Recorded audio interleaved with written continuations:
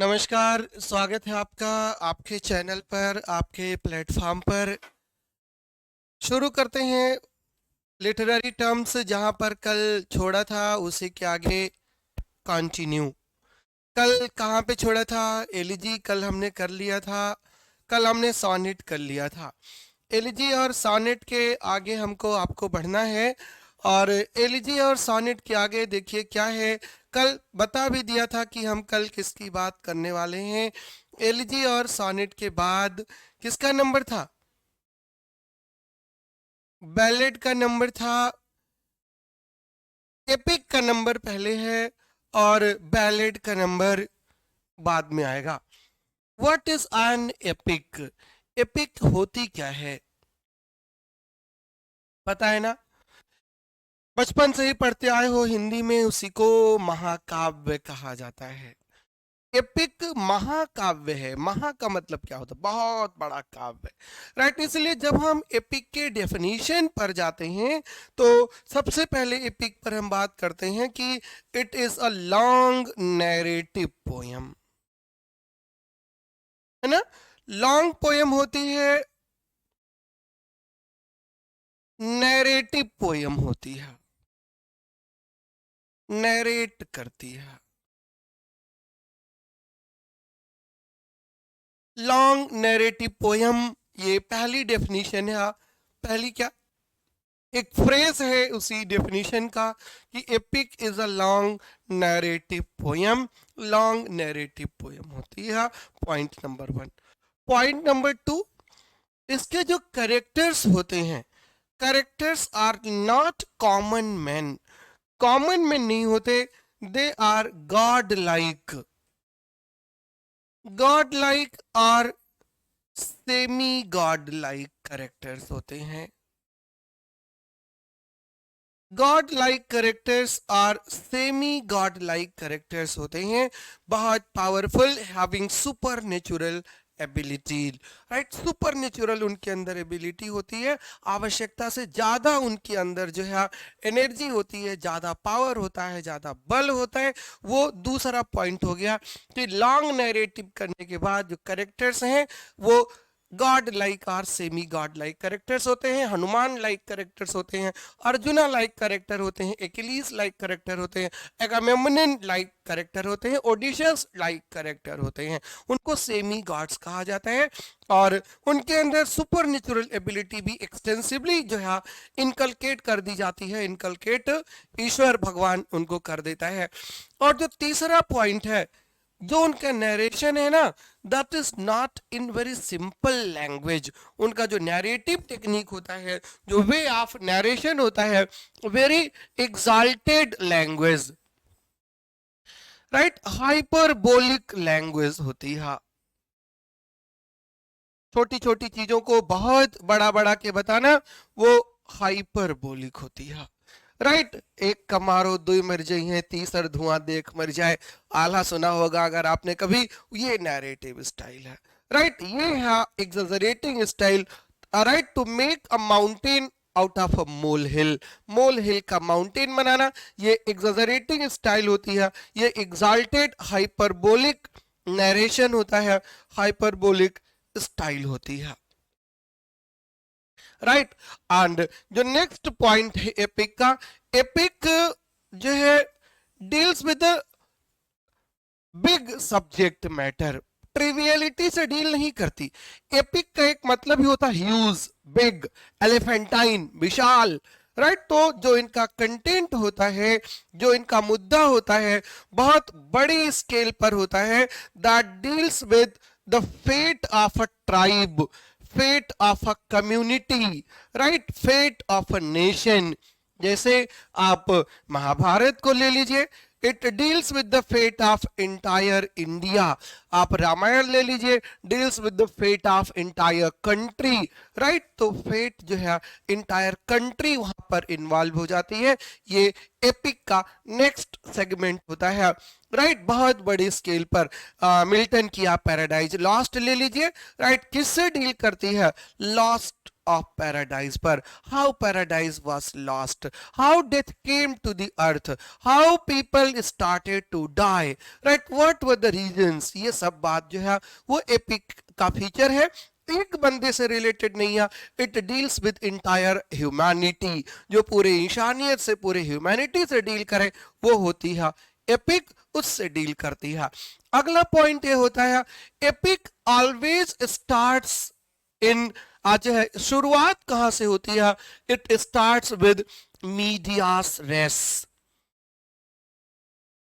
Medias res Latin phrase है और इसका मतलब होता है इन बिटवीन, राइट, मतलब जो स्टोरी शुरू होती है वो मिडिल ऑफ द स्टोरी से शुरू होती है, बिगिनिंग और एंडिंग से शुरू नहीं होती, मिडिल ऑफ द स्टोरी से शुरू होती है और फिर नैरेटिव जो है वो फ्लैश बैक में जाता है, पीछे जाकर के पूरी स्टोरी बताता है।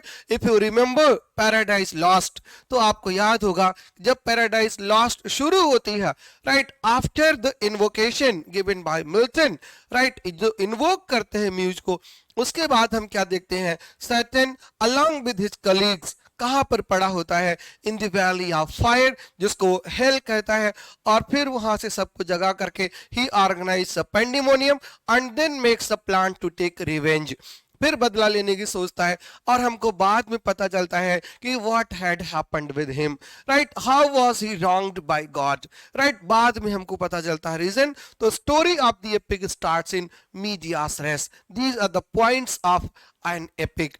Epic is a long narrative poem. Its characters are godlike or semi-godlike characters, deals with supernatural elements. Narration is very much exalted, very much hyperbolic. Language जो होती है बहुत hyperbolic होती है. It's not written, it's not narrated in a very simple manner. And epic starts in medias res, in the middle of the story. Epic शुरू होती है, right, and it deals with entire nation, entire community, entire tribe. It doesn't deal with the trivial matters, it deal with the serious subject matter. जो इसका content है, जो इसका subject matter है, that is very serious, right, it deals with serious subject matter. ये epic का main मामला होता है। All right, this is all about the epic. It is a long verse narrative on a serious subject, told in formal and elevated style, centered on a heroic or quasi-divine figures on whose action depends the fate of a tribe or nation, or in the instance of John Milton's Paradise Lost, पूरे human race से। All right, now epic is, I hope, clear. If still the doubt remains, write your message in the comment box and I will be replying you. All right, चलिए जी, साक्षी, प्रियंवदा, चंचल, राम राम सभी को, good morning, शाम वाली good morning जी। Clear हुआ मोटो कि नहीं ये बताइए, डाउट रह गया हो कोई तो बताओ।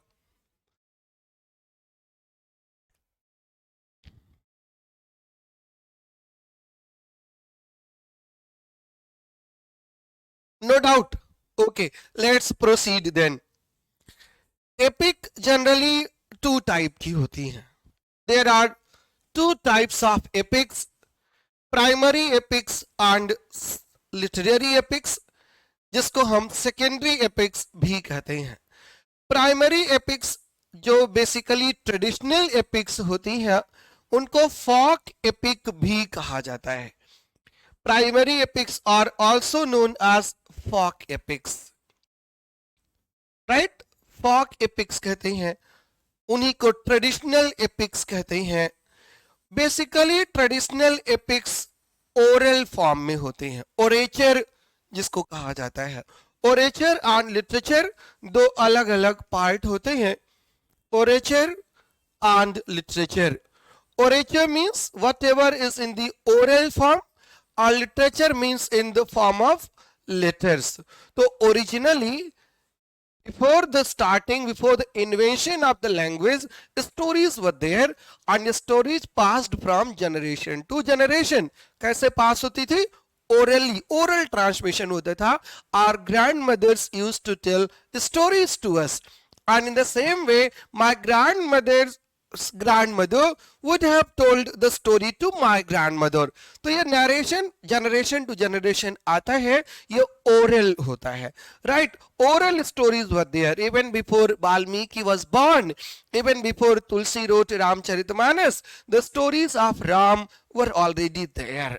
सब कुछ पहले से था. He composed the story into a book, or that book is called epic. Before the birth of Homer, जो ट्रोजन वॉर है, it was already fought around 1000 years before.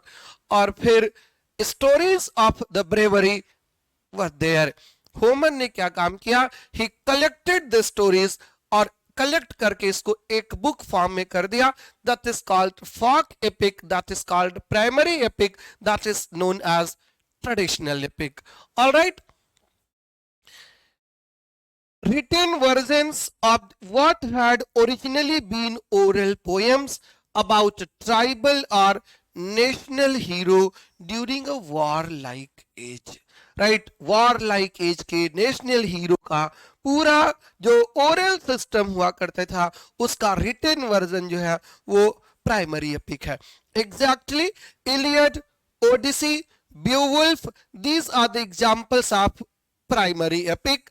और उसके बाद रिटेन का नंबर आता है, और जब रिटेन एपिक आती है, that is known as literary epic. वो एक पर्पस के साथ लिखी जाती है. It is written with a purpose. Purpose क्या होता है? Milton declares in the beginning of his Paradise Lost, what does he want? He wants to justify the ways of God to man. This is the motto behind writing the epic, right? To justify the ways of God to man. When Spencer starts writing his Fairy Queen, he also declares his purpose. और क्या purpose है उनका? वो एक ऐसे इंसान को create करना who is full of all the 12 virtues that were told by Aristotle, जो उसमें के अंदर 12 virtues हो. और for this he picked the example, he picked the hero Arthur. King Arthur को चूज करता है, who was the embodiment of all these virtues. Myth में ऐसा ही लिखा हुआ है, right? Mahabharata and Ramayana, Mahabharata and Ramayana, they are primary epics. Oral stories were there, they were collected by different writers from different sources, और फिर उनको एक बना दिया गया, जिसको आप कहते हो कि Mahabharat was written by Vedavyasa, Ramayana was written by Valmiki. They were the composer, in fact they were the collectors, right? They assimilated the stories that were already there. जैसे वेद होते हैं, वेद किसने लिखा है? Basically they are Shruti. Shruti's means they were already there. जिसने सुना, सुन सुन करके उसको कंपोज किया है, वो वेदा है, और वो काम किया वेद व्यास जी ने. ऑलराइट, तो ये प्राइमरी और सेकेंडरी का बेसिक डिफरेंस होता है. Among primary epics we have Iliad and Odyssey that the Greeks ascribed to Homer, the Anglo-Saxon Beowulf, the French Chrétien de Rolla. These are the examples of primary epic. Alright, ये primary epics के example है, ये basic epics के, Fock epics के, traditional epics के ये उदाहरण है, ये उसके एग्जाम्पल्स हैं. ऑलराइट, कोई कंफ्यूजन अब नहीं होगा आई होप, और होगा तो फिर भी आपके पास चांस है अपने मैसेज लिखने का. मैसेज लिखिए, जवाब पाइए. जो दूसरी टाइप की एपिक है, जिसको हम सेकेंडरी एपिक कहते हैं, जिसको हम लिटरेरी एपिक कहते हैं, ये मॉडिफिकेशन होता है प्राइमरी एपिक का. Literary epics were composed by individual poetic craftsman, right? Individual talent से लिटरेरी एपिक्स लिखी जाती हैं. द ओल्डेस्ट लिटरेरी एपिक की हम अगर बात करें तो the epic written in Latin by a Latin poet Virgil. Virgil wrote the epic Aeneid with a declared purpose. Declared purpose उसका क्या था? To eulogise Rome and Romans, Rome और रोमन्स को यूलोजाइज करने के लिए, to appreciate them, right, to bring their stories of bravery to the fore, right, लोगों को बताने के लिए उनकी स्टोरीज कि हाउ ब्रेव दे वर, ये चीज बताने के लिए Virgil was commissioned by the king to write the epic, and Virgil started writing epic Aeneid, though he could not complete it and died before the completion. But और उनका तो ये भी कहना था कि he could not complete the epic, so the manuscript of his epic should be burnt. But जो king था, किंग ने इनकी बात नहीं मानी और he got his book, his epic published, और उसको 12 बुक में जो कुछ इन्होंने लिखा था उसको पब्लिश करवाया. मिल्टन की Paradise Lost is another example of literary epic. Literary epic follows the conventions of the primary epics. Primary epic के कन्वेंशंस को फॉलो करते हैं, but they are written by an individual. Primary epics जो है वो कोई individual का creation नहीं होता, इमेजिनेशन नहीं होता, बल्कि वो स्टोरीज का सिर्फ कलेक्शन होता है. सेकेंडरी एपिक्स जो होती हैं, they are the invention, they are the imagination, वो product of imagination होते हैं, though they follow the conventions, the rules, the formulas जो कि primary epic के होते हैं. of this kind Latin poem जो है वर्जिल की Aeneid, which later served as the chief model for Milton's epic Paradise Lost. Paradise Lost in turn became in the romantic period a model for John Keats's fragmentary epic Hyperion, as well as for William Blake's several epics or prophetic books, right, which translated into Blake's own mythic terms the biblical narrative that had been Milton's subject. Right, primary, secondary, अब clear हुआ? अब कोई doubt हो तो बताओ. Primary epic और secondary epic.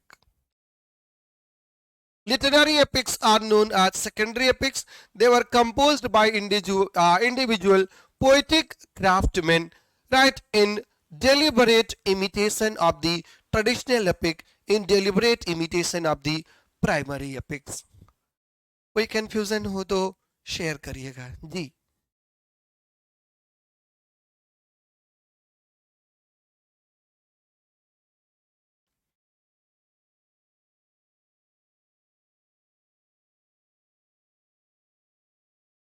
Done? Okay.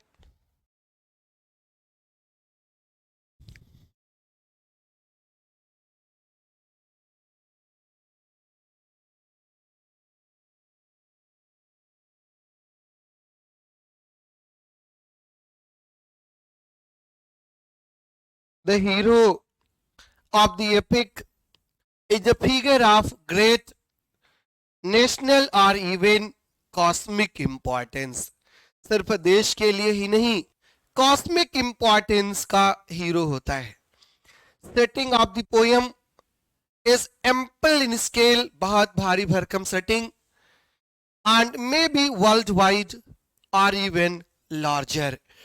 The action involved superhuman deeds in battle, such as Achilles' feats in the Trojan War, or a long, arduous, and dangerous journey interpidally accomplished, such as the wanderings of Odysseus on his way back to his homeland in the face of opposition by some of the gods. Main point आपको clear हो गया है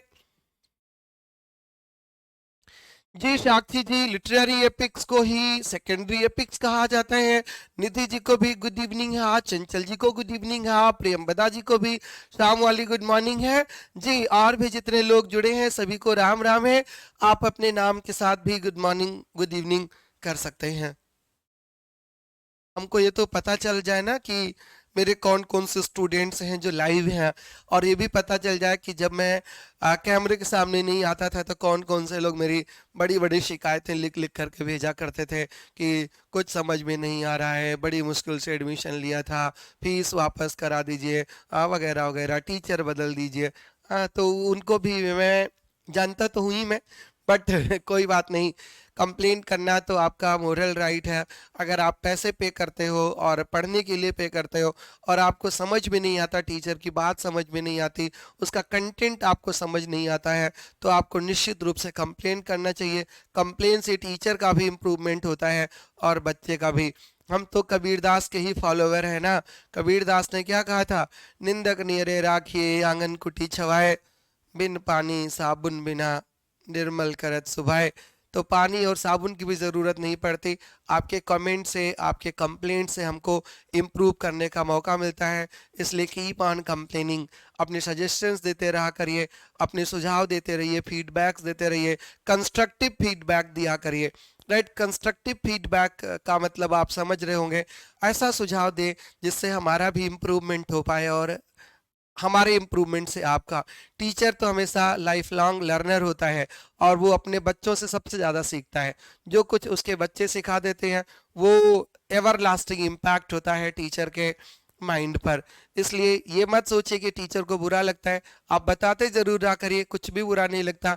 और जब भी हम learning phase में होते हैं तो बहुत सारी चीज़ें लर्न करना होता है, बहुत सारी चीज़ें सुनना पड़ता है, और दिन भर सुनते रहिए, कोई ना कोई चीज़ काम की मिल ही जाती है। तो प्लीज़ अपना फीडबैक देना बंद मत करिएगा, अपना नाम बताना भी बंद मत करिएगा। राइट, सबका फीडबैक वेलकम है। और जो हमारा फीडबैक देते हैं, कंप्लेंट करते हैं ना, वो हमारे सबसे प्रिय स्टूडेंट्स होते हैं और उनकी नौकरी पक्का लगती है, कोई उनको रोक नहीं पाता। They are destined to have a job.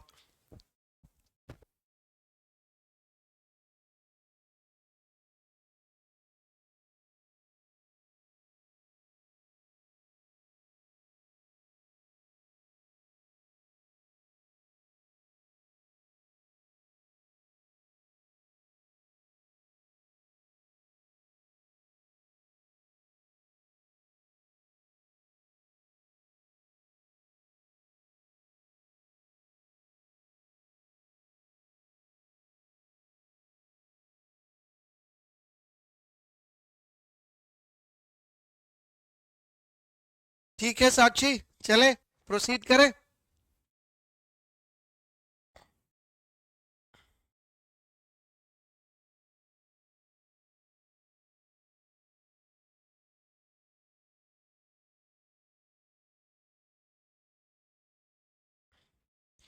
Epic के इमिटेशन में कॉपी में एक एपिक लिखी जाती है जिसको मॉक एपिक कहा जाता है।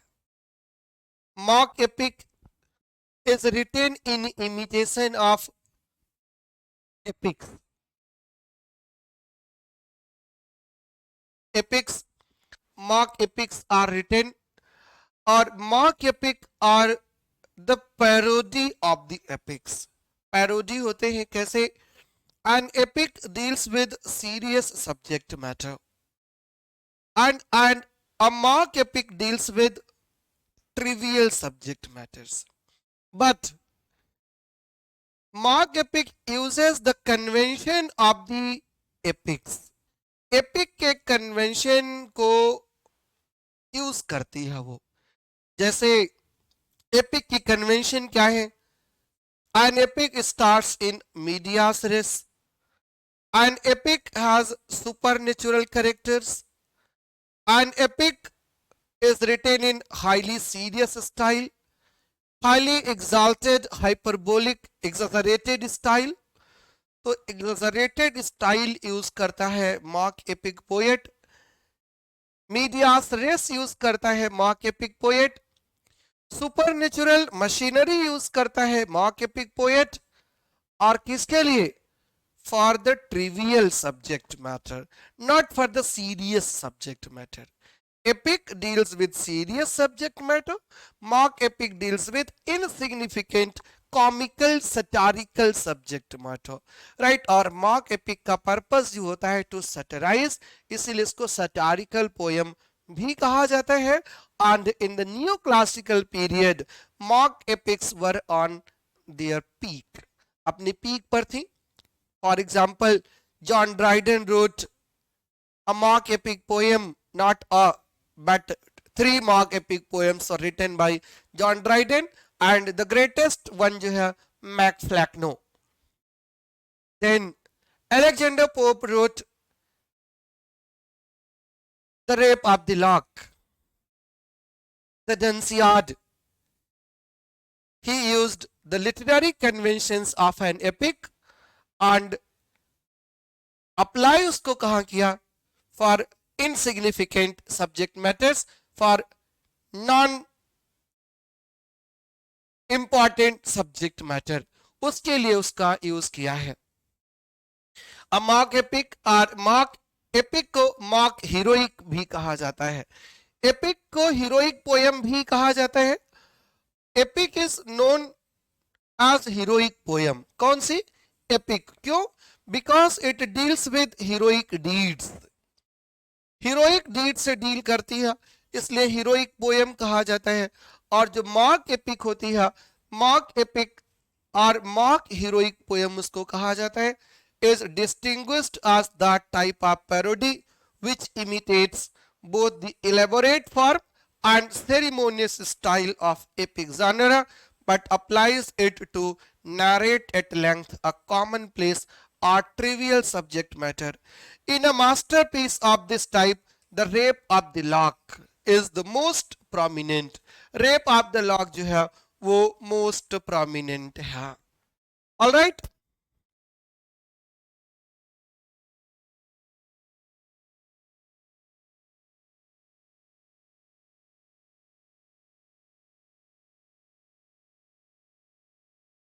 क्या लिखा है साक्षी सर? पहले मुझे भी समझ नहीं आता था, फिर मैंने ए एक्स ई क्या है, इसका मतलब क्या है, से पढ़ा तो आपका सब समझ आने लगा.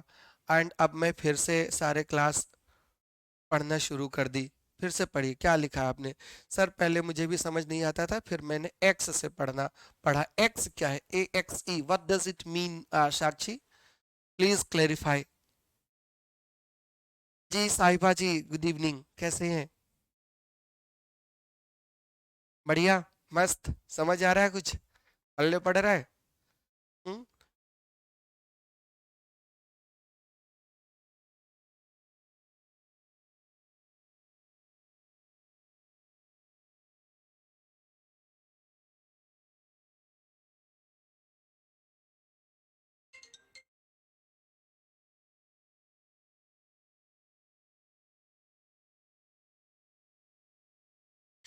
एक हमारे स्टूडेंट का फोन आ रहा है, एक सेकेंड.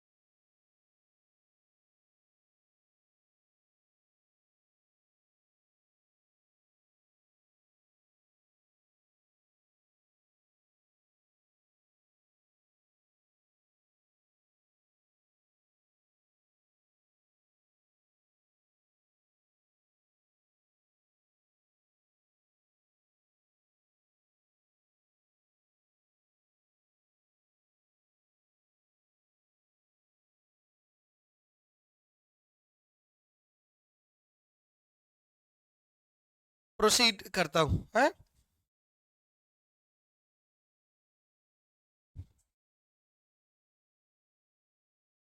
एपिक में ही एक और चीज है जिसको रोमांस कहा जाता है। शिवालरिक रोमांस बहुत डिटेल की चीज है, एपिक के अंदर की ही चीज है, सब जनरा की ही चीज है, इसलिए बहुत डिटेल में आपके साथ नहीं जाऊंगा।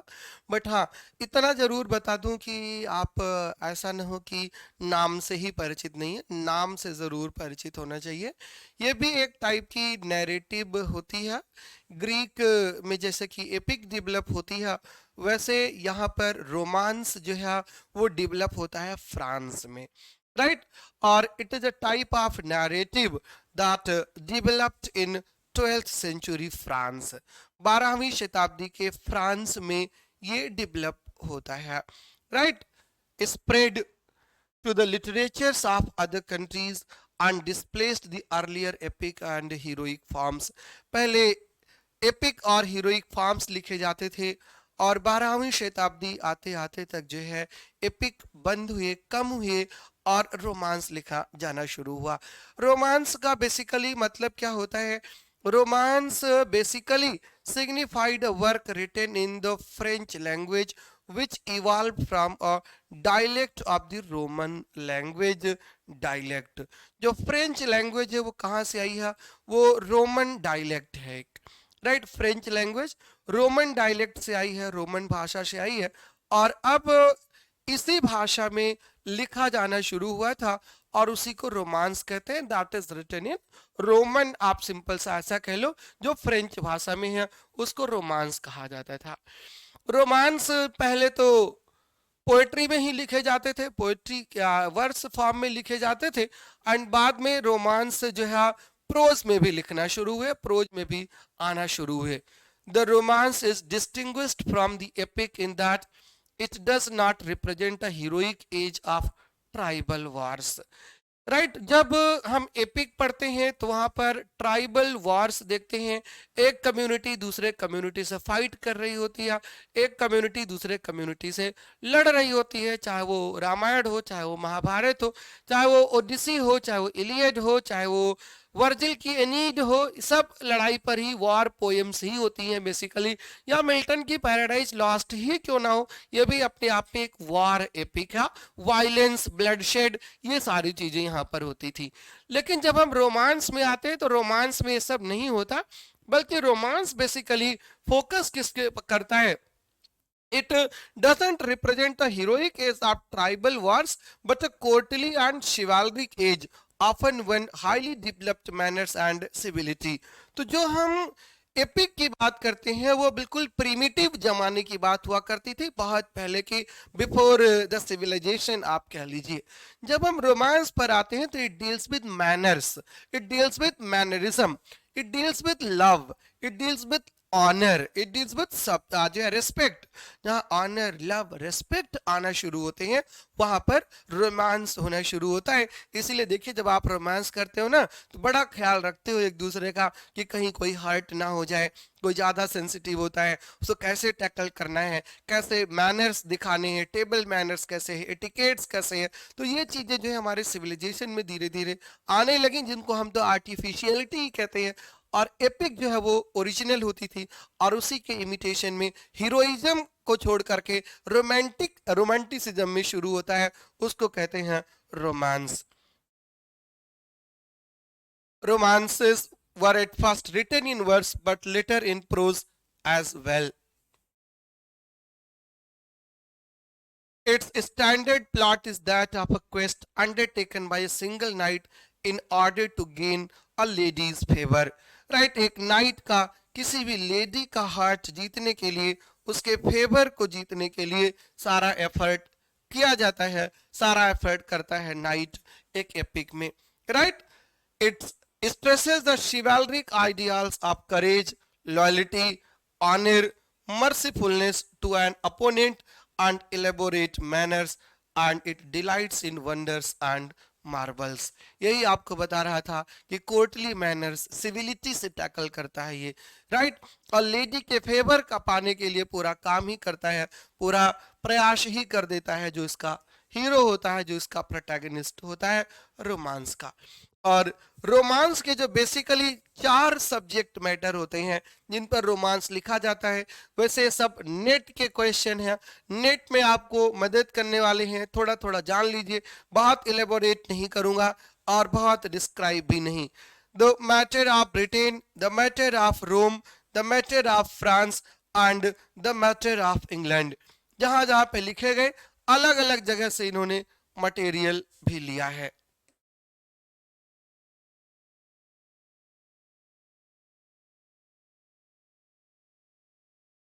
आइए नेक्स्ट फॉर्म पर, जिसको हम बैलेड कहते हैं। राइट, बैलेड क्या होता है, लिटरल मीनिंग क्या होती है बैलेड की?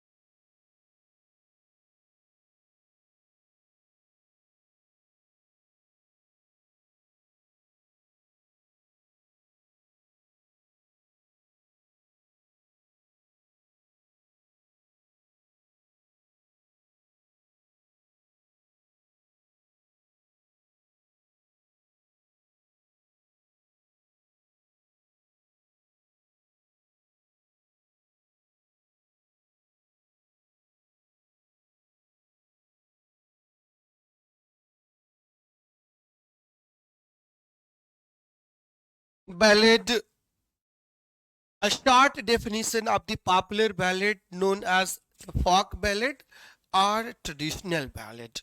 folk ballad या traditional ballad कहते हैं जो सबसे पुराना परंपरागत बैलेड होता है।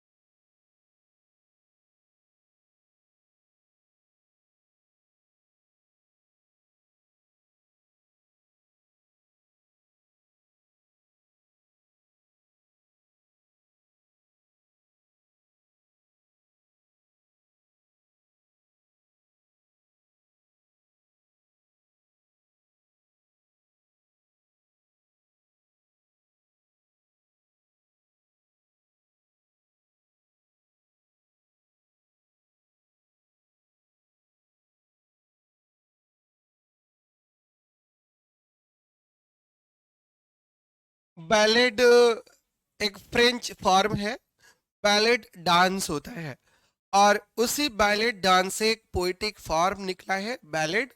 और जनरली बैलेड में एक स्टोरी होती है। राइट, 2-3 पॉइंट ही हैं बैलेड में। बैलेड एक स्टोरी होती है, कैसी स्टोरी? फॉक स्टोरी, पोएट्री के फॉर्म में। Right, a story in the form of verse, इतना सा जान लो बस। और स्टोरी नहीं, उसको टेल कहेंगे। Right, a tale in verse form. Verse के फॉर्म में जो टेल होती है बेसिकली उसी को बैलेड कहा जाता है। राइट अब आप उदाहरण याद करिए कि Samuel Taylor Coleridge poem the rime of the ancient mariner. All right, rime of the ancient mariner is a tale about a mariner. एक मार्नर के बारे में, एक मार्नर की ही स्टोरी होती है, वो है बैलेड। दूसरा एग्जाम्पल आपको बताएं, कीट्स की poem la belle dame sans merci. Right, in la belle dame sans merci the romance between a knight and a lady is described, or the lady is beautiful, she comes to the knight, seduces him, and when he falls asleep she leaves, वो छोड़ करके चली जाती है। ये tell है, story है, और ये फॉक टेल है, ये फॉक स्टोरी है, कुछ नया नहीं है, इसी को बैलेड कहा जाता है। Right, ballad means a tale in verse. जब आपके पेपर में ऑब्जेक्टिव में आएगा तो इतना ही आप आंसर टिक करिएगा कि what is a ballad. Ballad is a story in form of poetry, in form of verse, verse form में होती है। बैलेड से ही बैलेड स्टैंजा बनता है। राइट, बैलेड से ही बैलेड स्टैंजा बनता है, जो 4 लाइन का स्टैंजा होता है। जैसे कल आपको बताया था कि एलिजियाइक स्टैंजा होता है, वो भी 4 लाइन का होता है, और उस 4 लाइन की जो लाइंस होती हैं वो डैक्टिलिक हेक्सामीटर और पेंटामीटर की होती हैं, और different rhyme A B type rhyme होता है। राइट, तो ये चीजें होती हैं।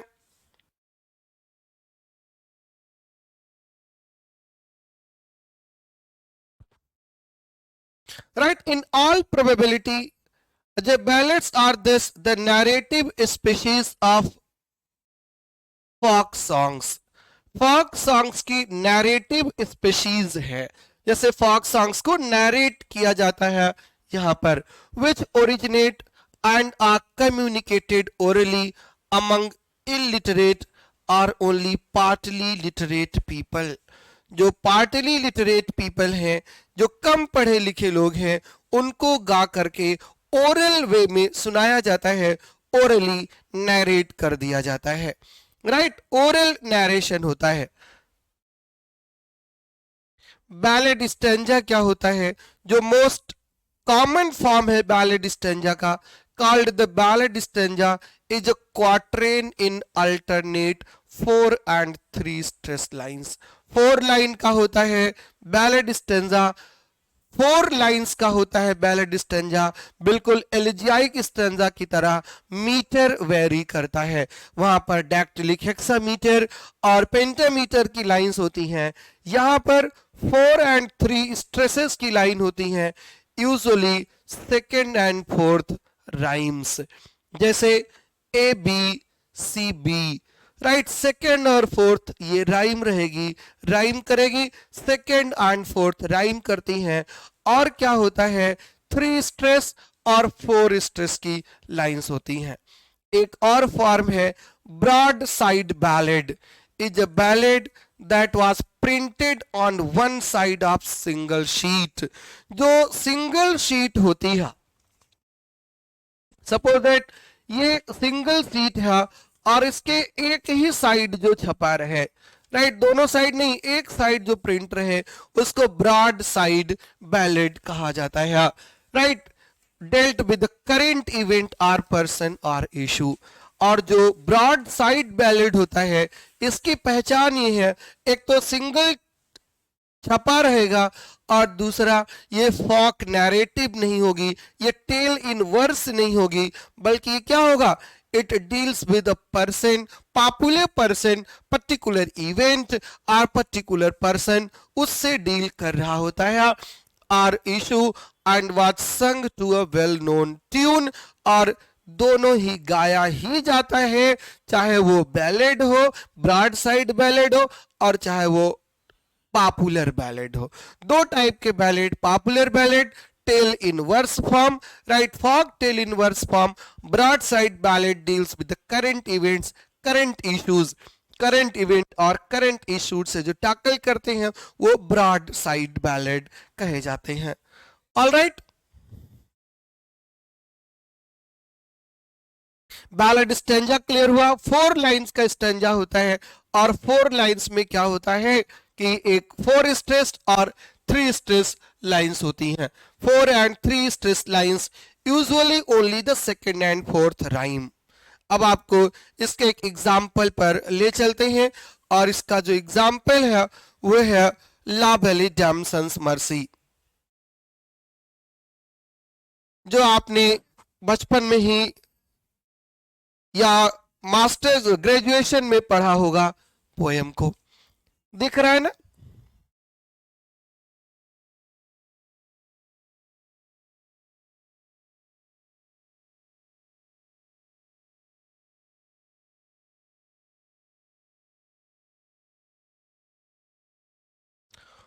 Oh, what can ail thee, night at arms, alone and palely loitering? The sedge has withered from the lake and no birds sing. 4 line है. 1,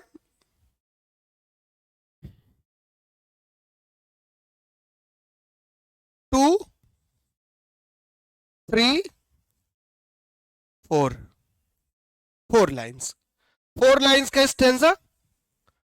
rhyme देखिए, usually second and fourth rhyme करती है lautering और सिंग, है ना? इंग इंग. तो ये क्या राइम बन गई? A B C B.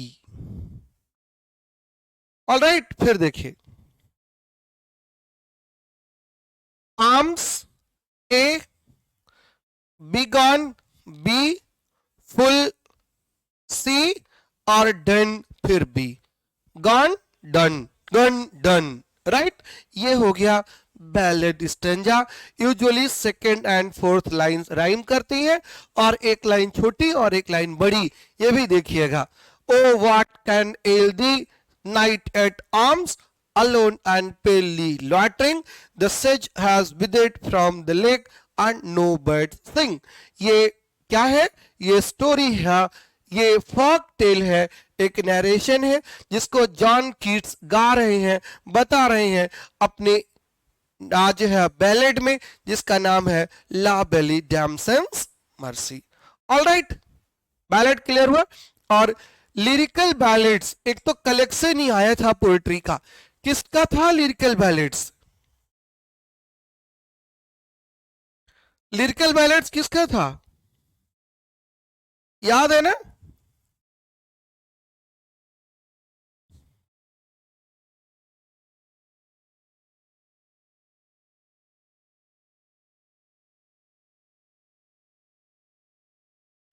Seventeen hundred 98 में आया था.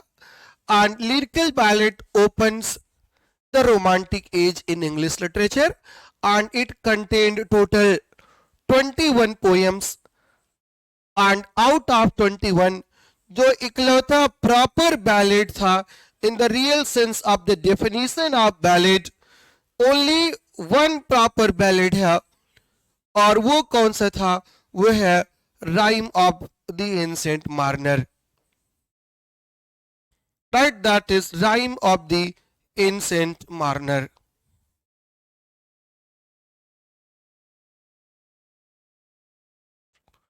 ऑल राइट, विलियम वर्ड्सवर्थ और कॉलरिज दोनों का कोलैबोरेशन था लिरिकल बैलेड्स में. विलियम वर्ड्सवर्थ रोट 21 नहीं 23 पोएम्स थी. William Wordsworth wrote 19 poems while Coleridge contributed only 4. Coleridge की टोटल 4 और वर्ड्सवर्थ की टोटल 19 पोएम्स थी. द ओपनिंग पोएम जो है लिरिकल बैलेड्स की, दैट वाज बाय कॉलरिज. और वो पोएम कौन सी है? The rime of the ancient Marner. और जो कंक्लूडिंग पोएम है वो वर्ड्सवर्थ की थी और उसका नाम था टेंटन एबी. ऑलराइट, तो बैलेड क्लियर हुआ, बैलेड स्टैंजा क्लियर हुआ. कुछ प्रॉब्लम हो तो बताओ जी. Thank you शाइबा. शाइबा ने लिखा है यू टीच वेरी वेल.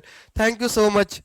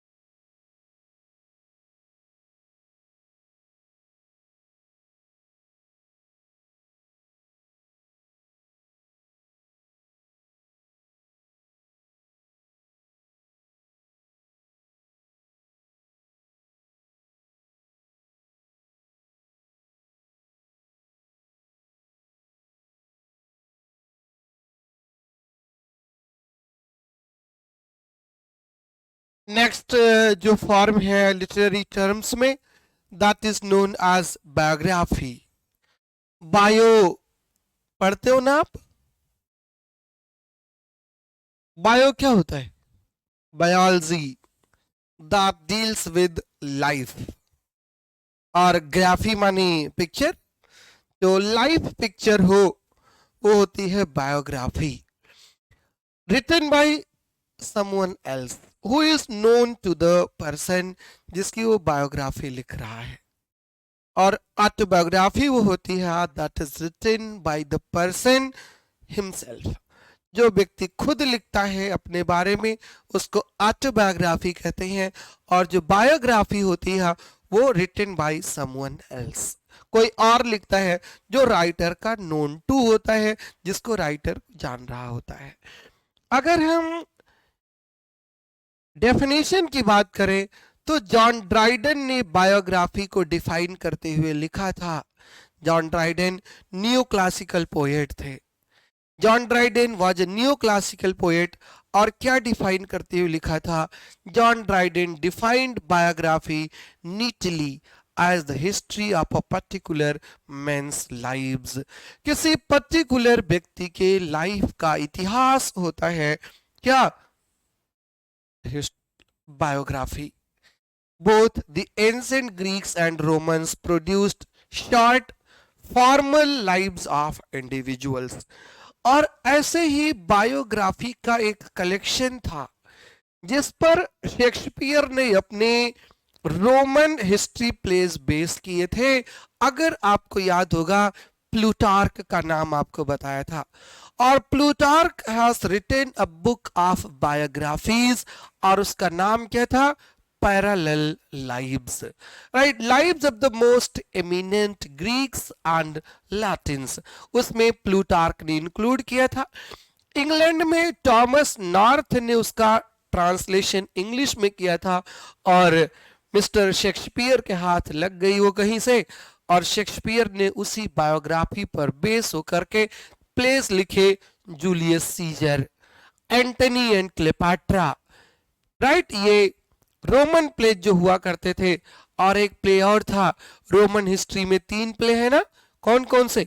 एक तो जूलियस सीजर हो गया, एक एंटोनियन क्लेओपाट्रा हो गया, और तीसरा कौन सा है? कोरियोलैनस। ये रोमन बायोग्राफी पर बेस्ड था। तो ये शुरुआत कहां से हुई है? Since the beginning of inception of literature से biographies are in fashion. First the आज जो है जो मोस्ट फेम्ड सर्वाइविंग एग्जाम्पल है हमारे पास तो प्लूटार्क की है। और प्लूटार्क के बुक का नाम था lives of Greek and Roman notables by the Greek writer Plutarch. Parallel lives of Greek and Romans, ये था किसका वर्क था? ये था पेट्रार्क का, और सॉरी प्लूटार्क का। प्लूटार्क ने इसको लिखा था। In the translation sir Thomas North, Thomas North ने इसको ट्रांसलेट किया 1579 में। Then it became the source of Shakespeare's plays on Roman subjects. जो रोमन सब्जेक्ट्स पर शेक्सपियर के प्लेस थे उसका ये क्या बन गया? उसका ये सोर्स बन गया। ऑल राइट, बायोग्राफी क्या होती है? History of a particular men's lives. हम इंग्लिश लिटरेचर की बात करें तो डॉक्टर सैमुअल जॉनसन को फादर ऑफ बायोग्राफिकल क्रिटिसिज्म कहा जाता है। और डॉक्टर सैमुअल जॉनसन ने एक पूरी एंथोलॉजी तैयार की थी, 52 पोएट्स की बायोग्राफी लिखी थी और उसका नाम था lives of the eminent English poets. Lives of the eminent English poets doctor Samuel Johnson ने लिखा और उसमें उनके कंटेम्प्ररी 52 पोएट्स की बायोग्राफी उन्होंने लिखा था। और उसी में जॉन डन की बायोग्राफी थी, मिल्टन की बायोग्राफी थी, अब्राहम कुले की बायोग्राफी थी, थॉमस ग्रे की बायोग्राफी थी, राइट, अलेक्जेंडर पोप की बायोग्राफी थी। बहुत सारे लोगों की बायोग्राफिकल क्रिटिसिज्म उन्होंने लिखा। और जब इनकी डेथ हो गई डॉक्टर सैमुअल जॉनसन की, तो एक इनका डिसाइपल कम फ्रेंड हुआ करता था जेम्स बॉसवेल, और जेम्स बॉसवेल ने लिखा लाइफ ऑफ जॉनसन, जो बहुत बहुत बहुत इंपॉर्टेंट वर्क है। अक्सर क्वेश्चन पे आ जाता है who wrote life of Johnson. Life of Johnson किसने लिखा है? तो उसका नाम था जेम्स बॉसवेल।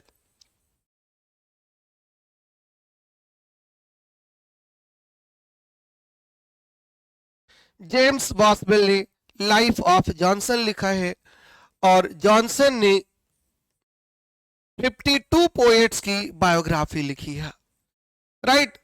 52 पोएट्स की बायोग्राफी लिखी है और वो बायोग्राफी उन्होंने उल्टे क्रम में according to the year of their death, death के क्रम में उसको सीक्वेंस में लगाया है।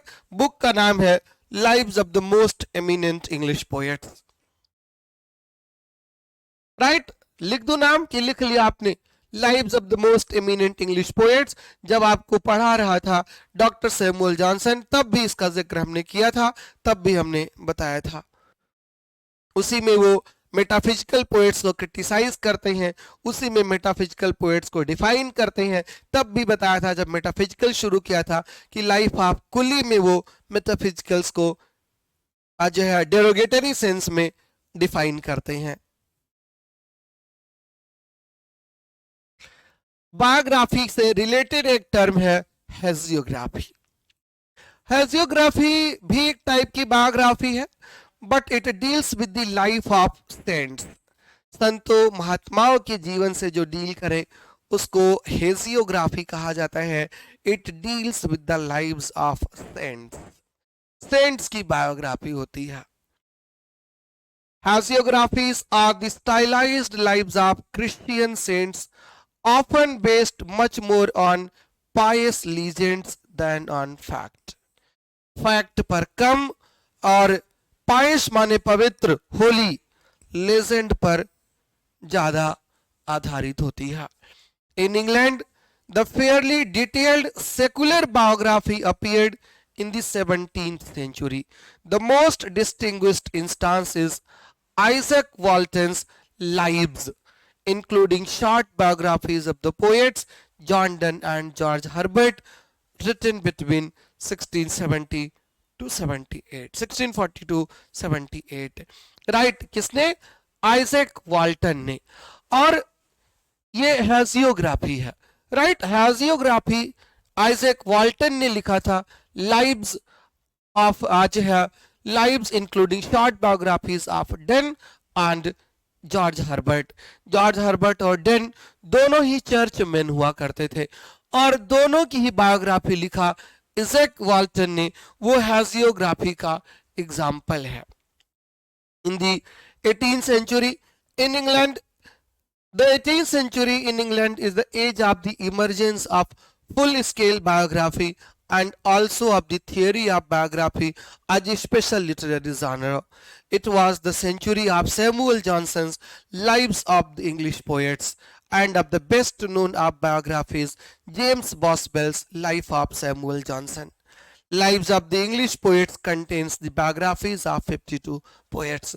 ये सब आपको बता दिया है और अब ये फैक्ट्स टू बी नोटेड वाले सीरीज में है। फैक्ट्स को नोट कर लीजिए, सारे फैक्ट्स हैं और सब एक से बढ़कर एक इंपॉर्टेंट है। कौन आपके पेपर में टपक पड़े कोई भरोसा नहीं है, इसलिए आपको कुछ भी नहीं छोड़ना है, सबको लेके चलिए, बस चलते रहिए। चलते का नाम गाड़ी है।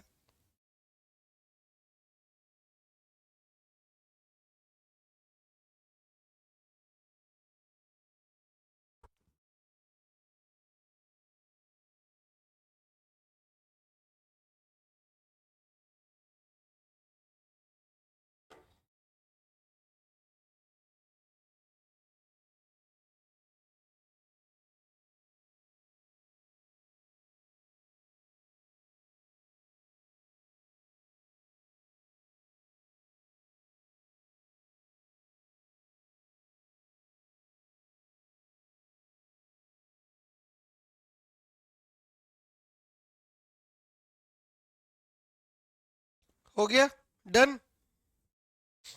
नोट करिए फटाफट, फिर प्रोसीड करता हूं।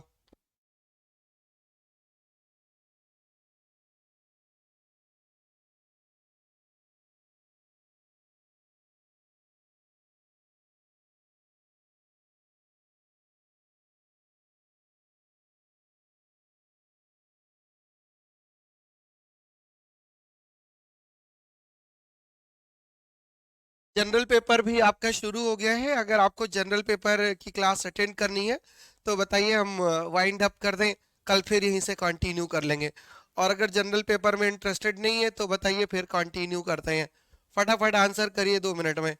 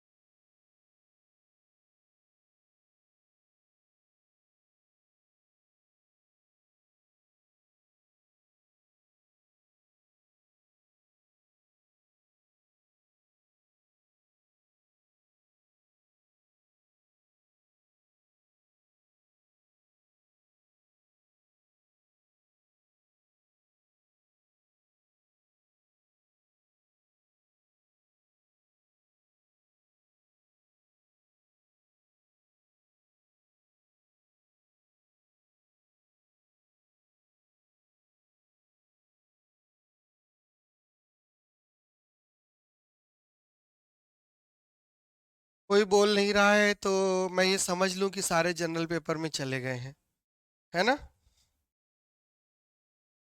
हाँ, जो समझना है समझ लें, आपका क्या जाता है। चलिए 10 मिनट और पढ़ा के फिर वाइंड अप ही कर दूंगा। राइट, 10 मिनट और लूंगा। 10 मिनट के बाद वाइंड अप कर देता हूँ, फिर जहाँ जाना है इत्मीनान से जाइएगा। लिटरेरी टर्म्स चल रहा है, और लिटरेरी टर्म्स में बायोग्राफी, बायोग्राफी के बाद हेजियोग्राफी, और हेजियोग्राफी के बाद आते हैं अब ऑटोबायोग्राफी पर। ऑटो माने सेल्फ, इसलिए आप स्कूटी खरीदते हैं तो ऑटो स्टार्ट लेते हैं, ताकि पैर को बिल्कुल मशक्कत ना करनी पड़े, है ना? ऑटोमोबाइल्स होते हैं। ऑटो का मतलब ही होता है ऑटोमेटिक, जो खुद से चले वही ऑटो है। और जब ऑटो, फिर बायो, बायो माने लाइफ, और ग्राफी माने पिक्चर। ऑटो माने खुद, बायो माने लाइफ, ग्राफी माने पिक्चर। जब कोई अपनी खुद की ही पिक्चर तैयार करता है तब उसको ऑटोबायोग्राफी कहा जाता है। राइट, खुद की पिक्चर तैयार करने का मतलब कि अपने मुंह मियां मिट्ठू बनना। जब आदमी अपनी इतिहास अपने ही हाथ से लिखता है तब वो ऑटोबायोग्राफी होता है। जब हम बायोग्राफी पढ़ रहे थे तब आपने देखा कि ग्रीक के टाइम से, लैटिन के टाइम से ही प्लूटार्क ने लिखने शुरू कर दिए था। प्लूटार्क ने लिखा था लाइव्स ऑफ पोएट्स, जो कुछ इंपॉर्टेंट पोएट्स थे वो लिखा था। अब देखिए, autobiography is a biography written by the subject about himself or herself, जो खुद ही इस काम को करता है। It is to be distinguished from memoir। Memoir भी आदमी खुद ही लिखता है, मेमायर भी खुद ही लिखता है और ऑटोबायोग्राफी भी खुद लिखता है। अब दोनों में डिफरेंस समझिएगा। मेमायर जो होता है वो एक पर्टिकुलर इवेंट के बारे में, एक पर्टिकुलर इंसिडेंट के बारे में होता है। राइट, मेमायर एक पर्टिकुलर इंसिडेंट के बारे में होता है, जबकि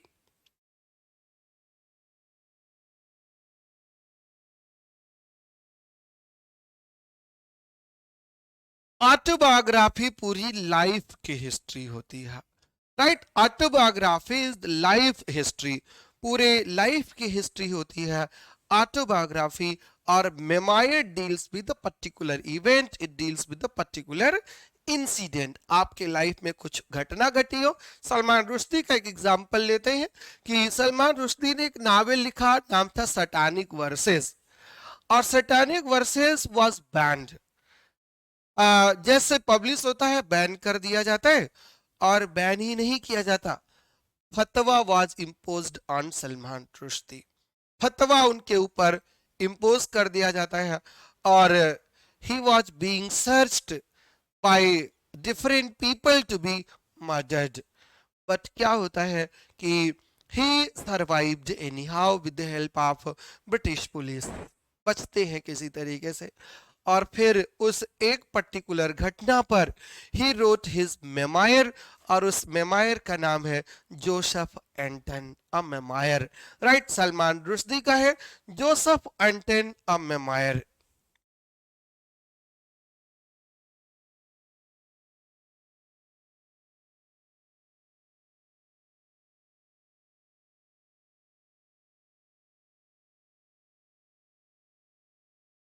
राइट, किसका है ये? सलमान रुश्दी का।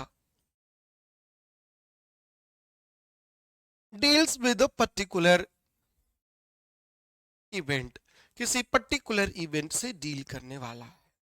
It is to be distinguished from memoir, in which the emphasis is not on the author's developing self but on the people and events that the author has known or witnessed, and also from the private diary or journal, which is a day-to-day record of the events in one's life written in for the personal use and satisfaction with little or no thought of publication।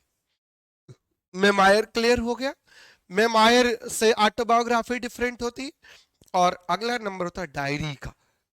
Diary हम में से कुछ लोग लिखते हैं और diary particular man particular event के बारे में आज ये अपनी सेल्फ सेटिस्फेक्शन के लिए लिखता है, पब्लिकेशन दिमाग में बिल्कुल भी नहीं होता है। ऑलराइट, ऑटोबायोग्राफी में अपने सेल्फ डेवलपमेंट का पोर्ट्रे करता है, दर्शाता है, दिखाता है। आपको एक नॉवेल याद होगी, जेन आयर, याद है साक्षी ना? What was the subtitle of the novel? Subtitle क्या है जेन आयर की? बताइए प्रियमदा।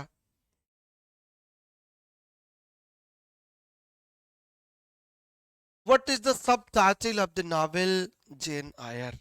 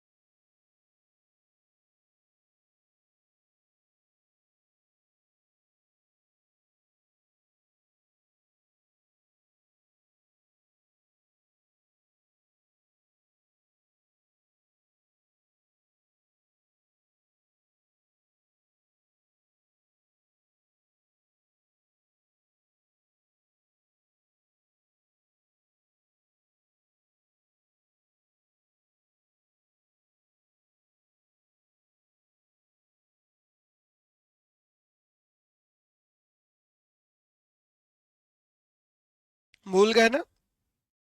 उसकी सब टाइटल ही थी एन ऑटोबायोग्राफी। तो फिक्शनल अकाउंट है वो, लेकिन राइटर ने क्या काम किया है, उससे अपनी लाइफ को डिस्क्राइब किया है उस कैरेक्टर से, वो ऑटोबायोग्राफी है। और हम अगर ऑटोबायोग्राफी की एग्जाम्पल की बात करें तो सबसे पहले एक ऑटोबायोग्राफी लिखी गई थी करीब 6वीं-7वीं शताब्दी में, और उसका नाम था कन्फेशंस। और confession is said to be the first autobiography. Examples देखिए, examples of the later type of 17th century diaries, Samuel Pepys and John Evelyn, 18th century journals of James Boswell and Fanny Burney, and Dorothy Wordsworth's remarkable journals written in 1798, 1828, but not published until long after their death। ये है जिसको पहली autobiography कहा जाता है। First fully developed autobiography है ये। First fully developed autobiography है किसकी? Written in the 4th century. किसकी है? ऑगस्टीन की। The first fully developed autobiography is also the most influential, The Confessions of St. Augustine. नाम है उसका कन्फेशन ऑफ सेंट ऑगस्टीन। और लास्ट ईयर उत्तर प्रदेश के पीजीटी के पेपर में क्वेश्चन भी आया था। अभी शायद देखिए हो सकता है यहाँ पर क्वेश्चन अटैच हो, आपको मिले। Right, confession of saint Augustine written in 4th century. ये सेंट ऑगस्टीन की ऑटोबायोग्राफी थी और इसको फर्स्ट फुली डेवलप्ड ऑटोबायोग्राफी कहा जाता है। The design of this profound and subtle spiritual autobiography centers on what became the crucial experience in Christian autobiography, the author's anguished mental crisis and a recovery and conversion in which he discovers his Christian identity and religious vocation. बाकी बाद की बात करें तो secular autobiography Rousseau की है। Rousseau की भी बायोग्राफी का नाम कन्फेशन है। गेटे की बायोग्राफी है Dichtung and Wahrheit, poetry and truth. Right, फिर तो बहुत सारी ऑटोबायोग्राफीज है। महात्मा गांधी की एक ऑटोबायोग्राफी है और उसका नाम है क्या, माई एक्सपेरिमेंट विद ट्रुथ। कमला दास की एक ऑटोबायोग्राफी है जिसका नाम है माई स्टोरी। राइट जी साक्षी, देर से आए लेकिन ठीक है, जवाब आपका करेक्ट है। ऑल राइट, चले आगे। लीजिए, कह रहा था ना क्वेश्चन आगे है आपकी स्क्रीन पर, देखिए और बताइए answer.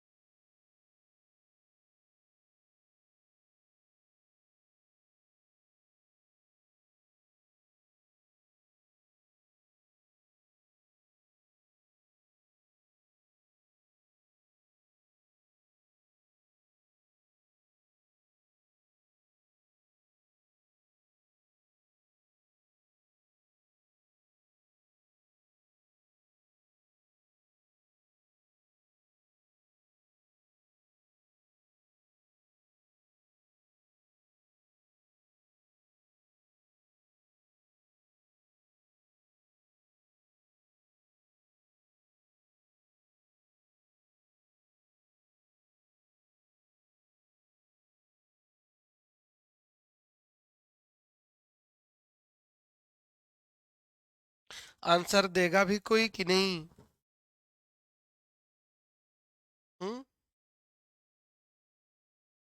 The name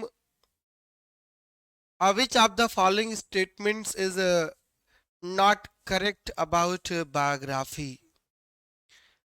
It is the history of particular men's lives. ये जॉन ड्राइडन की डेफिनेशन है जो अभी आपको बताया था, और पहला वाला तो बिल्कुल करेक्ट है।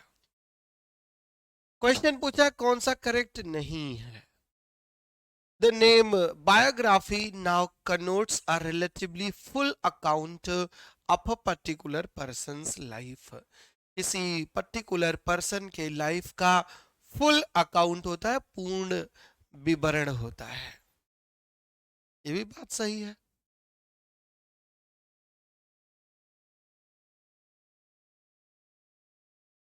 It involves the attempt to set forth character, temperament and milieu as well as subjects, activities and experience. क्या कोशिश करता है ये कि किसी व्यक्ति के कैरेक्टर को, टेम्परामेंट को, उसके मेल्यू को इकट्ठा करना। मेल्यू माने environment, as well as subjects, activities and experience. ये भी सही है। गलत क्या है फिर? जो नहीं पढ़ा है अभी ना, आरुषि, साक्षी, प्रेमवदा, सब ने सही जवाब दे दिया है। बाकी लोग, biography is a later genre and we find biographies in the 20th century only. Biography बहुत नया विकास है और 20वीं शताब्दी में ही हमको बायोग्राफी मिलती है। ऐसा तो बिल्कुल नहीं है, राइट। पहली सेंचुरी में ही प्लूटार्क ने बायोग्राफी लिखा हुआ था। तो एक ये स्टेटमेंट गलत है, और जो गलत है ना वही जवाब सही है, बाकी तीन अपने आप में करेक्ट है। इस टाइप के क्वेश्चन पेपर में बनते हैं। पढ़ने के बाद एक ट्रेलर आपको दे दिया हूं कि ये पेपर का क्वेश्चन है, ऐसा क्वेश्चन आपके भी पेपर में पूछा जा सकता है। Clear?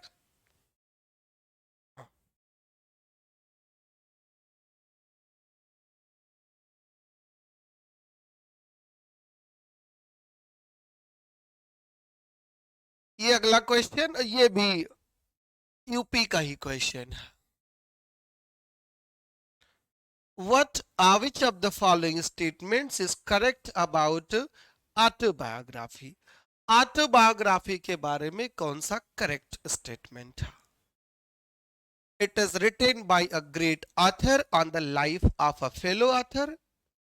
It is written by a scholar on the life of a fellow scholar. It is a memoir. The first fully developed autobiography is also the most influential, The Confessions of St. Augustine, written in 4th century. और अब यहां पर पूछ रहा है कि which of the following statements is correct about autobiography? It means तीन यहां पर इनकरेक्ट है और एक ही करेक्ट है, और जो तीन इनकरेक्ट है वो ए है, by a great author on the life of fellow author।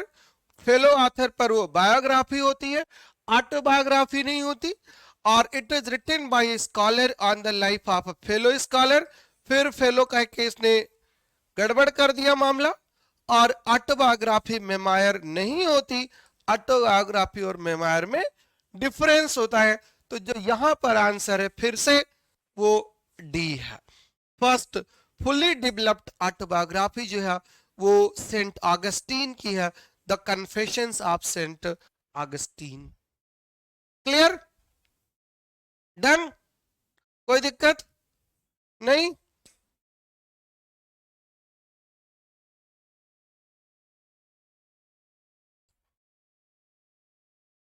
जी, सबका जवाब सही है। चंचल, प्रेमवदा, साक्षी, आरुषि, सब सही है। अगला क्वेश्चन,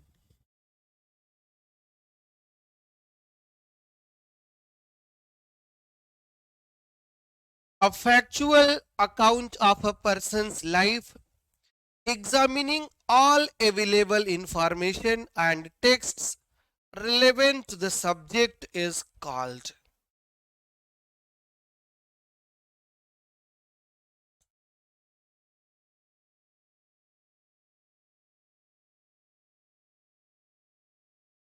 एक फैक्चुअल अकाउंट किसी व्यक्ति के लाइफ का जो सारी उपलब्ध इंफॉर्मेशन और सारे रिलेवेंट टेक्स्ट को पढ़ने से सब्जेक्ट पर जो है वो आती है इंफॉर्मेशन, उसे क्या कहते हैं? बायोग्राफी कहते हैं कि ऑटोबायोग्राफी कहते हैं कि मेमायर एंड ओड कहते हैं या एलिजी कहते हैं?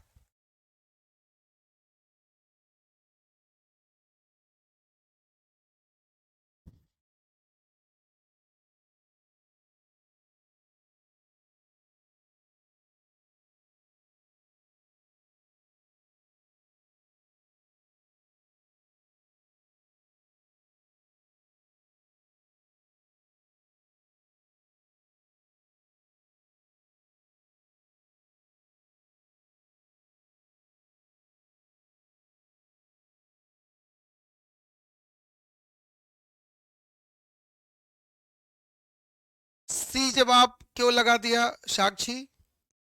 सी में तो दो चीजें लिखी हुई हैं, मेमायर और ओड। और ओड तो पोएट्री होती है, वो तो factual account of a persons life नहीं होता।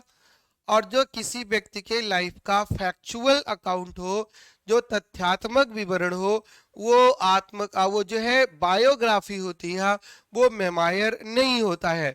और इसका जो करेक्ट आंसर होगा वो होगा ए। ये बायोग्राफी का क्वेश्चन है, ना कि ये ऑटोबायोग्राफी या मेमायर और ओड का है। देखिए चालाक कितना होता है एग्जामिनर, उसे लगा कि अगर हम मेमायर ही खाली लिखेंगे ना तब तो क्वेश्चन फंस जाएगा। और जब क्वेश्चन फंस जाएगा तो कौन सा आंसर बच्चे सही मानेंगे, इसलिए उसने मेमायर के साथ एक और ऐड कर दिया ओड, ताकि वो 100% गलत हो जाए और फिर सही वाले की तरफ बढ़े, है ना। ये है असल मामला उसका। ऑल राइट, चले आगे।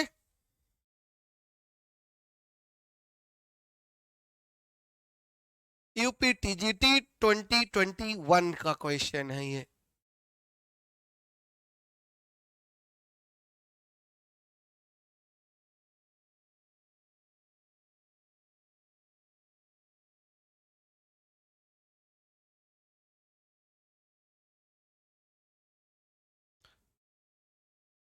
क्लियर? ऑल राइट, बोर तो नहीं हो रहे हो ना? बोर हो रहे हो तो भी बता दो, अब लगे हाथ कुछ चेंज किया जाए मामला।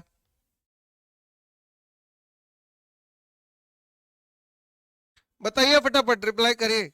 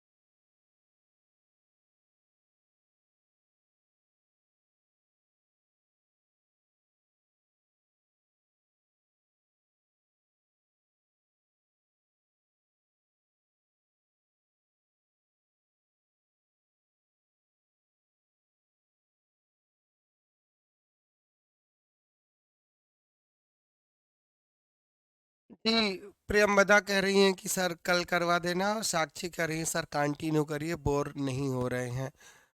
आ, इसीलिए डेमोक्रेसी फेल हो जाती है हमेशा। जहाँ दो लोग से पूछ लिया तो दो लोगों ने अलग अलग जवाब दे दिया है, और आरुषि और चंचल ने कोई रिप्लाई नहीं किया है। अब अगर आरुषि और चंचल ने रिप्लाई नहीं किया है तो उनको किस तरफ माना जाए कि वो छुट्टी कराने में इंटरेस्टेड हैं कि पढ़ने में इंटरेस्टेड है।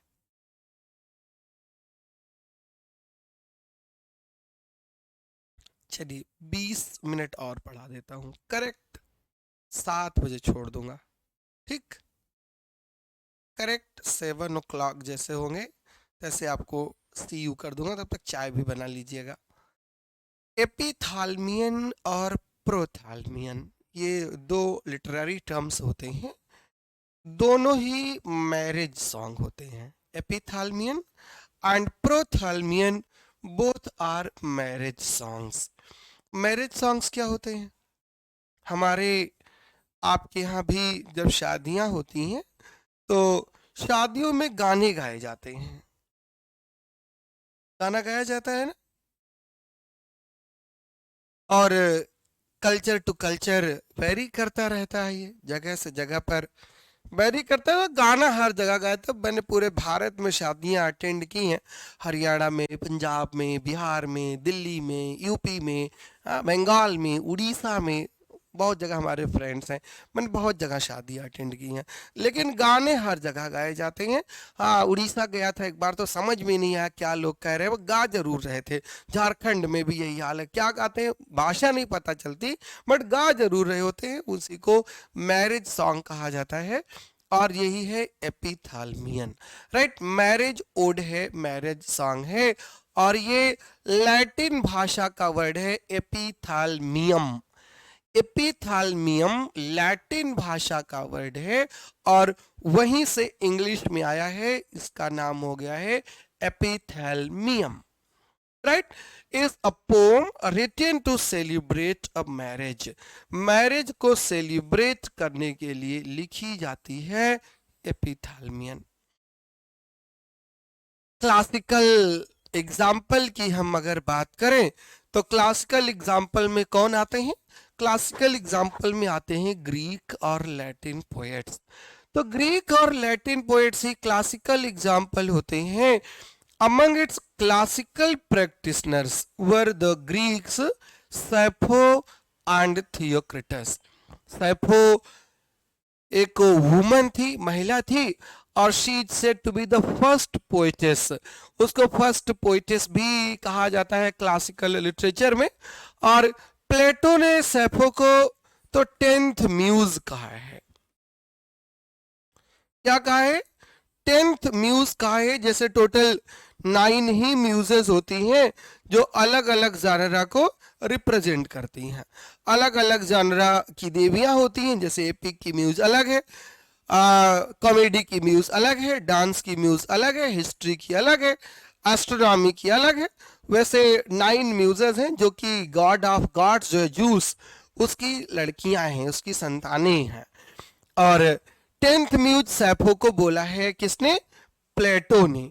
प्लेटो ने सैफो को 10th म्यूज कहा है जो ह्यूमन है। और एक चीज और सैफो को बता दें कि सैफो का जो जन्म हुआ था वो एक आइलैंड था लिस्बन, लिस्बन में जन्म हुआ था, और वहीं से एक वर्ड बना है लेस्बियन।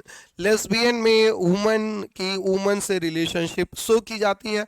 और कुछ इसी टाइप की थी पोएटेस सैफो, जो कि स्कूल चलाती थी, और उस स्कूल में गर्ल्स ही आती थी पढ़ने। तो it is assumed, it is said that she developed same sex relationship, वही से लेस्बियन बना है। और वो छोटे छोटे प्लेस लिखती थी, पोएम्स लिखती थी, जो परफॉर्म करवाती थी उन्हीं लड़कियों से। और एक बहुत इंपॉर्टेंट पोएम है सैफो की, उसका नाम है hymn to Aphrodite. Right, hymn to Aphrodite एक पोएम है सैफो की। अफ्रोडाइटी कौन है? Aphrodite is the goddess of love. Right, goddess of love है, उसी के लिए जो है लिखा था और परफॉर्म भी करवाया था। तो लेस्बियन हो गई सैफो। और थियोक्रिटस भी एक जो ग्रीक पोएट था, और थियोक्रिटस वो बंदा है जिसने सबसे पहले किसकी खोज की थी, सबसे पहले कौन सा जानरा डेवलप किया था जिसको आप पास्टोरल पोएट्री कहते हो। तो पास्टोरल पाशर का काम थियोक्रिटस ने शुरू किया था ग्रीक में। वहां से वो वर्जिल के पास जाता है और वर्जिल उसको फिर लैटिन में जाकर के मॉडिफाई करता है।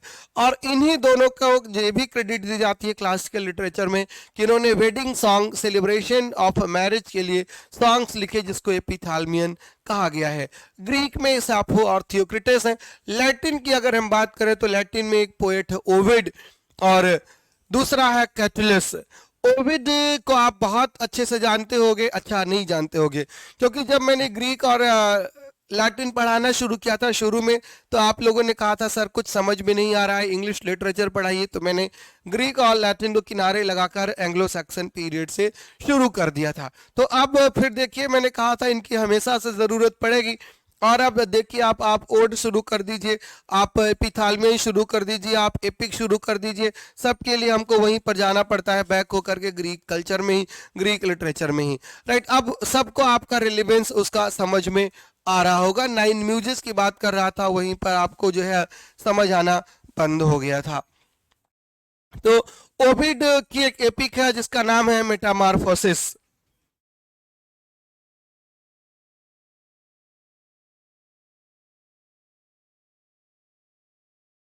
ऑलराइट, कैटलिस्ट, तो लैटिन में कैटलिस्ट और ओविड ने लिखना शुरू किया था जिसको आप एपिथालमियन कहते हो। ग्रीक भाषा का टर्म है एपिथालमियन, और मतलब क्या होता है, the term in Greek means at the bridal of chamber. जो ब्राइड होती है, जो दुल्हन होती है, नई नई शादी करके आती है,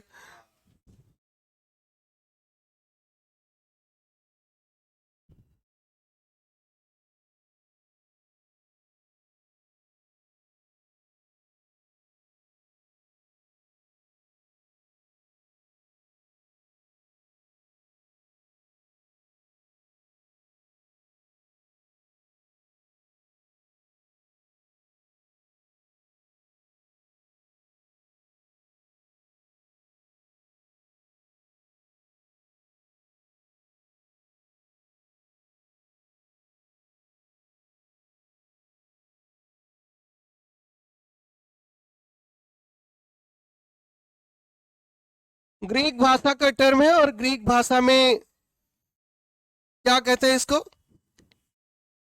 ग्रीक भाषा में इसको ब्राइडल चैम्बर कहा जाता है। Since the verses were originally written to be sung outside the bedroom of a newly married couple. Right, नई नई शादी हो करके जब आती है तो जो न्यूली मैरिड कपल होते हैं, जब वो इनसाइड द चैम्बर होते हैं तो चैम्बर के बाहर एक गाना गाया जाता है। हमारे आपके यहाँ, सबके यहाँ गाया जाता है। और वो जो गाना गाया जाता है ना, उसी को एपिथालमियन कहा जाता है। राइट, उसी को एपिथालमियन कहा जाता है। वही ब्राइडल चैम्बर, ब्राइडल माने दुल्हन के घर के कमरे के बाहर बैठ करके वो गीत होता है, और मैरिड कपल जो है उसको गाते हैं, मैरिड कपल के लिए गाया जाता है इनफैक्ट। और सर फिलिप सिडनी जो कि रेनेसांस मैन थे, परफेक्ट रेनेसांस मैन कहा जाता है, he wrote the first English instance in about 1580 and 15 years later Edmund Spenser wrote his great lyric epithalamion. Edmund Spenser ने फिर एपिथालमियन लिखा, जो सबसे बड़ा एग्जाम्पल माना जाता है किसका, एपिथालमियन का। Right, epithalamion marriage song, right, bridal chamber के बाहर। और फिलिप सिडनी का पहला एग्जाम्पल आता है, और फिर एडमंड स्पेंसर का। एडमंड स्पेंसर की शादी हुई थी एलिजाबेथ बॉयली से, और एलिजाबेथ बॉयली से जब शादी हुई तो शादी के दिन 24 घंटे का जो समय होता है ब्राइड और ग्रूम के मिलने का, तो 24 आवर्स जो वेटिंग आवर्स होता है, उस 24 आवर्स के लिए जो है एडमंड स्पेंसर ने एक पूरी पोयम लिख दी थी, पूरा ब्राइडल ओड लिख दिया था। और उसी ब्राइडल ओड को क्या कहा जाता है, उसी ब्राइडल ओड को एपिथालमियन कहा जाता है। राइट, एपिथालमियन उन्होंने खुद के मैरिज को सेलिब्रेट करने के लिए अपनी बिलवेड के लिए, एलिजाबेथ बॉयली उनका नाम था, उसके लिए लिखा था। फिर उन्होंने अपने फ्रेंड्स की, उनके फ्रेंड के 2 डॉटर्स थी, उनकी मैरिज थी, एलिजाबेथ और कैथरीन नाम था उनका, और उनकी मैरिज के लिए इन्होंने फिर से ब्राइडल सॉन्ग लिखा, और उसका नाम रख दिया था प्रोथैल्मियन। तो एपिथैल्मियन जो एडमंड डिस्पेंसर का है वो अपनी मैरिज के लिए, और प्रोथैल्मियन जो है वो दूसरे की मैरिज के लिए, ट्विन सिस्टर्स की मैरिज के लिए है। एलिजाबेथ और कैथरीन सॉमरसेट उनका नाम था, उनकी शादी के लिए है। Spencer's poem follows in elaborately contrived numbers of stanzas and lines. ये सब अब आपके काम का नहीं है। जितनी चीज आपको बता दिया है, Pythalamion is written by Edmund Spenser to celebrate his own marriage dedicated to his beloved Elizabeth Boyle. ये आपके काम का है। John Donne, Ben Jonson, Robert Herrick, and many other Renaissance poets composed wedding poems that were solemn and ribald according to the intended audience and the poet's temperament. John Suckling एक 17th century के poet हैं और इन्होंने लिखा a ballad upon a wedding. John Suckling का है a ballad upon the wedding, right, is a good humorous parody of this upper class poetic form which he applies to a lower class wedding. P B Shelley ने एक epithalamium लिखा है। Tennyson का जो in memoriam है, although it opens with the funeral, वहां के last में भी एक एपिथालमियन है, वहां पर जाकर पोयम खत्म होती है। ये सब लिटरेचर के इंस्टांसेस हैं, लिटरेचर के एग्जाम्पल्स हैं, जहां पर हम देखते हैं एपिथालमियन का जिक्र हुआ है, एपिथालमियन आया है।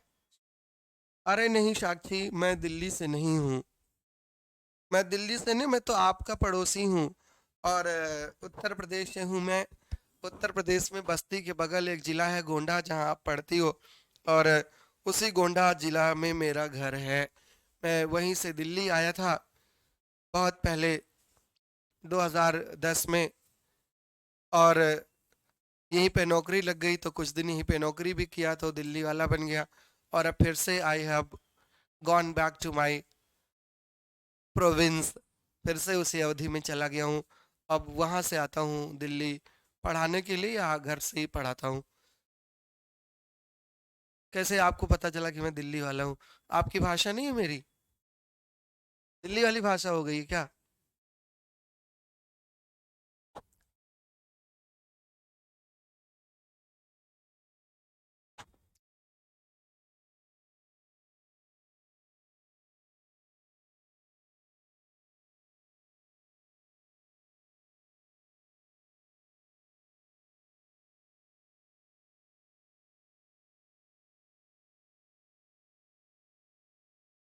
अच्छा, दिल्ली वाला लगने लगा हूँ? अरे नहीं भाई, मैं कभी दिल्ली वाला नहीं हो सकता, और दिल्ली में तो दिल्ली का कोई है नहीं, यहाँ तो सारे बाहरी ही हैं।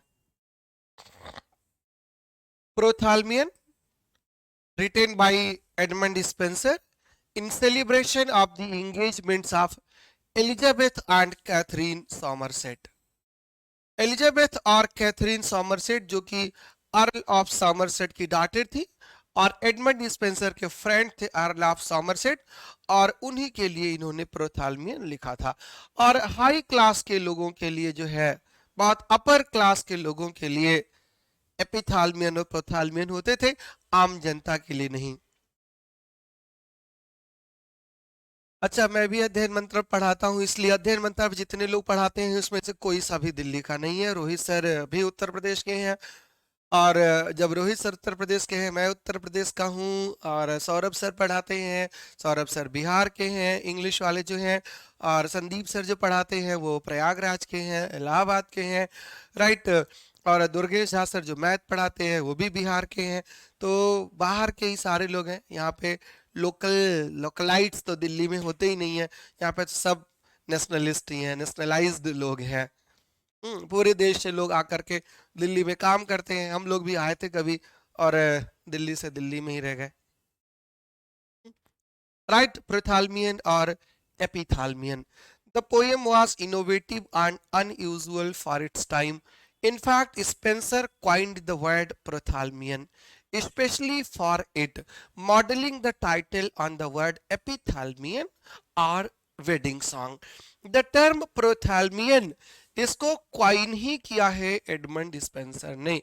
एपिथालमियन तो ग्रीक से आया था, लैटिन से आया था, लेकिन प्रोथाल्मियन के क्वाइनेस की भी क्रेडिट एडमंड स्पेंसर को है। एडमंड स्पेंसर ने प्रोथाल्मियन ही क्वाइन किया था, और स्पेशली अपने इस पोएम के लिए that he wrote to celebrate the engagements of twin sisters Elizabeth and Catherine Somerset, who were the daughters of Earl of Somerset. Difference क्या होता है दोनों में, एपिथालमियन और प्रोथालमियन में?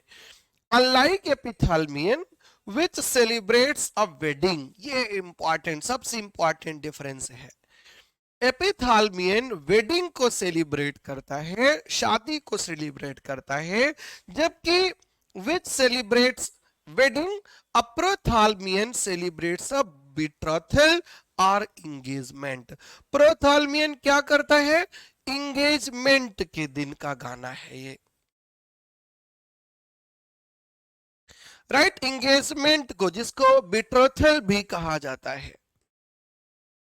राइट? बिट्रोथल को सेलिब्रेट करने के लिए जो लिखा जाता है वो होता है prothalamion, right? The poem meditates on the relationship between marriage, nature and politics. Politics तो कभी ह्यूमन लाइफ से दूर रही ही नहीं। मैरिज, नेचर और politics, it celebrates the beauty of the brides. Brides की ब्यूटी के बारे में होती है, ये उसको सेलिब्रेट करती है, beauty of the brides. Yes जी, ब्यूटी।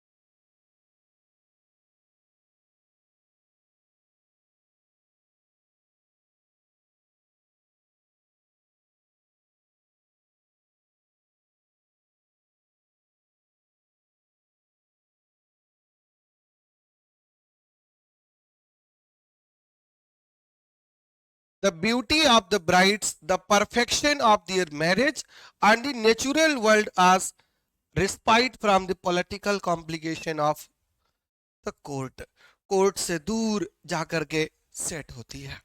ऑल राइट, बस आज यहीं पर बस, कल मिलेंगे जब तो देखेंगे आगे कि लिटरेरी टर्म से फिर क्या दिया है। Essay, essays, fabliau, drama, miracle plays, four plays, miracle, morality, interlude, masque, antimasque, Ben Jonson, फिर मिलर ड्रामा, ये सब टुमारो। कोई क्वेश्चन हो तो पूछिए। Share your questions first before I leave the class. कोई क्वेश्चन, कोई डाउट हो तो बताओ।